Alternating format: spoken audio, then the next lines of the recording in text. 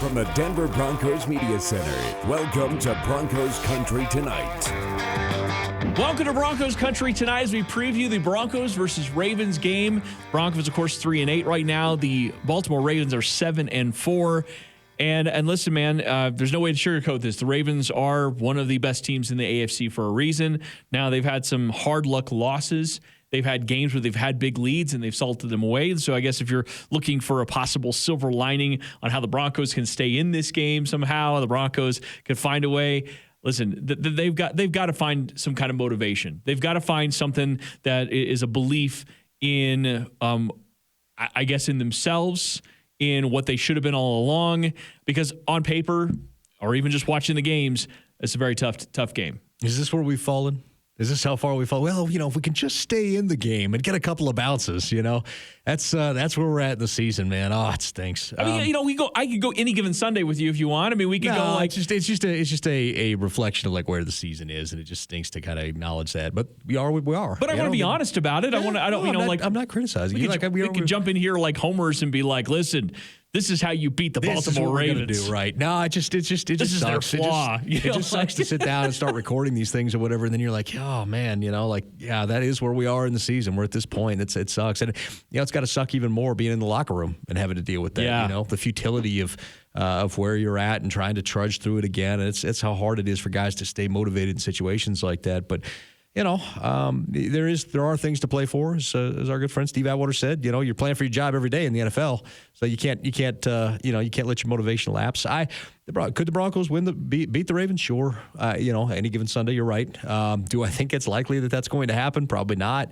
Baltimore's defense is very good, specifically along the line. They match up exactly well against the Broncos' strengths and weaknesses. They shut down the run well. They're not that great against the pass. But they also, on offense, are an incredible run team and don't really have to throw the ball very often, which kind of plays against the Broncos. The Broncos have better secondary than they do front seven. So it's a tough matchup. I think the Ravens are going to elevate Brandon Williams here. I mean, their old guy, Brandon Williams. They're going to elevate. They got a couple players going to elevate. J.K. Dobbins, sorry. Yeah, Dobbins. I got a little run out there. But, Dobbins, add another running back to the mix. That's going to be tough. It just stinks. And, hopefully the Broncos can put something together. Hopefully that you can go back and you can say, okay, look, here's where we were in training camp and before this thing went off the rails. Let's go back and let's just put one W on the board right now and let's worry about that. And if we can beat a team, we watched the Jacksonville Jaguars beat them and we beat the Jags. Yeah. So by the transitive property, if we could just put one win together and maybe that gets the ball rolling, and everything starts clicking. I don't think people remember because when we played Seattle, Russ threw for like 340 yards in that game. He did. Before the injuries and everything else, Russ threw for three. Before the wheels came off, that game was lost on a couple of fumbles and some late bad decision making. I think that if you can just go back and find where you were before all that and try to start over, hit the reset button, maybe you can have something. But other than that, I think the pathways to W's are getting fewer and far between. Well, we'll still talk about it. Still a path to victory. But just this one little anecdote: Lamar Jackson. The Broncos Lamar Jackson or Ravens Lamar Jackson? Ravens Lamar Jackson, the quarterback. Important distinction. Has more rushing yards than the Broncos' top three rushers combined: Melvin Gordon, Latavius Murray, and Javonte Williams combined. He has more rushing yards on the season. Yeah, two of which won't play another down for the Broncos this year. So yeah, good about times. That. Yeah. So again, listen. I don't want to this isn't a practice of futility. The Broncos could win this game. The Ravens, for what it's worth, the one of their Achilles heel is actually the red zone. Yeah. So again, it's not like the Broncos get there very often. Can be throwing stones here. Oh, but my bad. but when you're talking about the way to beat this team is they're going to move the ball. Lamar Jackson. I was talking to DJ Jones today in the locker room. He basically said, listen, he's gonna have successes against you. There's just a certain amount of just not letting the really big plays happen. And the last time the Broncos played this team last year, they let the big plays happen to them, especially in the passing game. So limit some of the explosive plays, right? Make them earn it, and then try to lock them down in the red zone. This is a bit of a bend don't break. And now simultaneously, of course, so that's just what the defense has to do, and they have to sort of keep time of possession in check. Which, by the way, this is the team that has the second highest time of possession in the NFL. That's just what the defense's challenge is going to be. And then, of course, the offense, they've got to do Well, everything better than what they've been doing. So again, it's not impossible by any stretch, but for the Broncos offense, man, you are going to have to capitalize, and you're not going to be able to run very well because this is the number 2 rushing defense. And the one thing that a lot of people will point to as well, they're bottom tier against the pass. Well, a lot of that is teams are playing catch up against them. So yeah, they do give us some passing yards. But guess what? We watched the Jacksonville game last week. Trevor Lawrence was spreading the ball all over the place, and they were moving the ball through the air. Didn't have a ton of success on the ground game, but they got the running backs out of the backfield catching passes, and that is absolutely one way you can attack this team. Yeah, and I mean that's the thing. Go look at the tape and how was Zay Jones getting open? You know, What were they doing to get Zay Jones open? All right, let's take some of those concepts and see what we can apply this week, and maybe put 2 or 3 plays in there that we can try and run and get Cortland the same kind of opportunities. And I think there are things that you can still do. I just think that it's tough because until you get that W, and by the way, the Broncos haven't won since that Jacksonville game. They haven't won since London.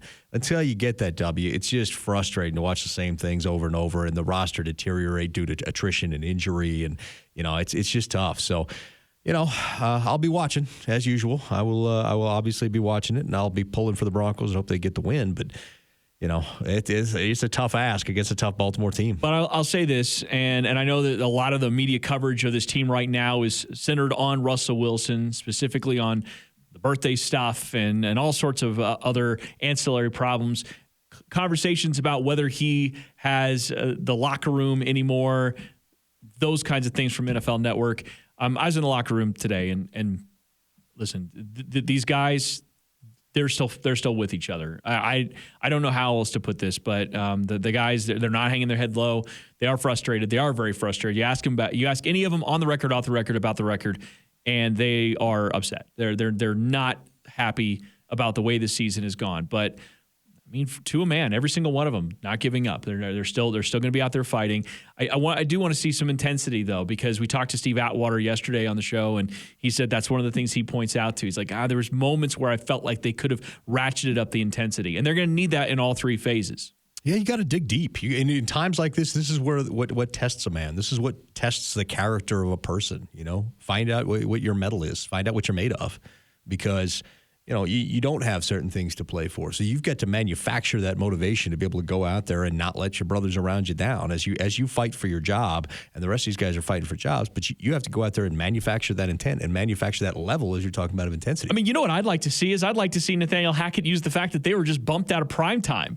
Like, hey, guys, if you need a wake-up call, we have Russell Wilson on this team, and we just got bumped out of primetime because we aren't good enough. Yeah, NBC was like, we got Pat Mahomes, but we don't want it because their opponent stinks. If you really want some motivation, some extra motivation, that might be a little bit of kick in the pants. Again, I even put that on Twitter, and people immediately respond with like, well, none of it matters, whatever.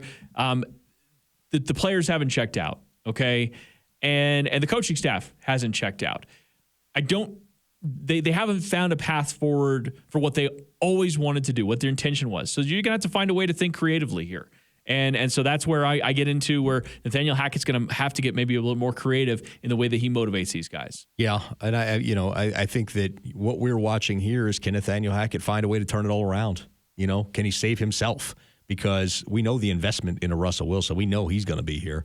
So the question is, can Nathaniel Hackett turn it around and get enough confidence in his ability as a head coach to become the guy that they had envisioned when they hired him and put this thing together, make it work, and give people optimism about next year. These are important games. They really are. I know like Broncos fans fans are checked out. They don't. Fans are what they are, but I'm just saying, like, these are important games for the players. These are important games for jobs. Yeah. These are important games for who's the core of this team. Mm-hmm. Some of the younger guys that are getting opportunities. We're probably going to see some more Brandon Johnson, Jalen Virgil, those guys getting opportunities. Montreal Washington.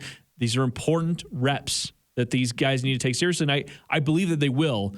It's just, again, a matter of, can you put it all together? And that's the tough thing is, I think you've said multiple times on Broncos Country Tonight, it's not one thing. Like, well, what's going on with this team? It's not like if you just eliminated this one thing, guess what? If you just ran the ball better, if you just, completed passes to your running backs out of the back, I mean, it's not one thing. And so you're going to have to find a way to take all those things that have not been working well and somehow bring them all together, because this is this game, the Chiefs game. These two teams are looking to basically bulldoze you because they need this win for seeding. That's what you are right now. Yeah, you're a bump in the road on the way to the goals that they want. Be more than a bump. Be a brick wall. That's it. All right. For Benjamin Allbright, I'm Ryan Edwards. Thanks for watching Broncos Country Tonight.